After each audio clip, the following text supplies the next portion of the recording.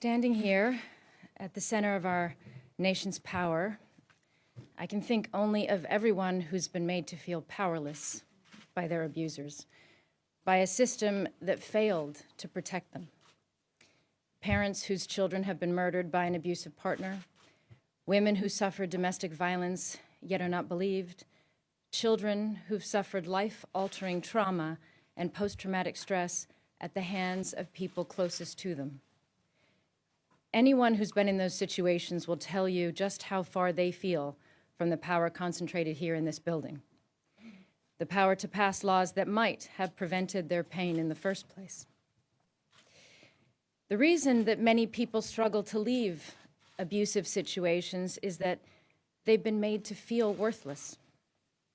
When there is silence from a Congress too busy to renew the Violence Against Women Act for a decade, it reinforces that sense of worthlessness. You think, I guess my abuser's right. I guess I'm not worth very much. That's why passing this law is one of the most important votes you as senators will cast this year. The ugly truth is that violence in homes is normalized in our country. Between 4 and 7 children die daily in America from child abuse and neglect, and 800 children have been murdered by a separating parent since 2008. The idea of sovereignty of a family home is being used to abuse the members within it. But victims of abuse in this country who deserve consideration and respect and attention of Congress as much, if not more, than any other crisis we face. As survivors of abuse know all too well, victims of our failed systems are not allowed to be angry. You're supposed to be calm and patient and ask nicely.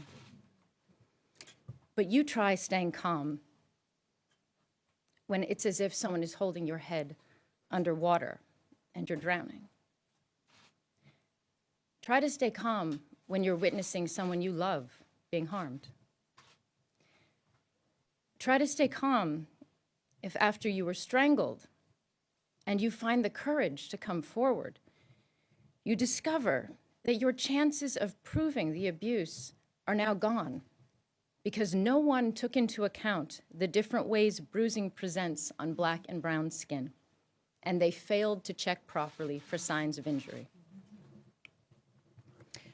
I am in awe of the parents who, after the murder of their children, have fought to change the law to protect the next child.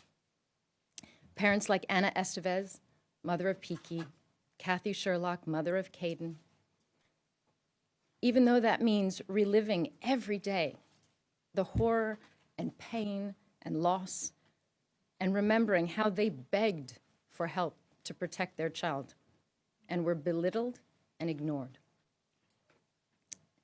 There are people in this room who have suffered abuse and been denied justice, but have worked for years to ensure that this VAWA reauthorization achieves certain basic protections that no survivor should have to ask for, like Caden's Law, or funding for non-racially biased forensic evidence collection, or the jurisdiction to prosecute non-Indian perpetrators of sexual assault, child abuse, and sex trafficking on tribal land. These protections are urgently needed, so I repeat, this is one of the most important votes you will cast this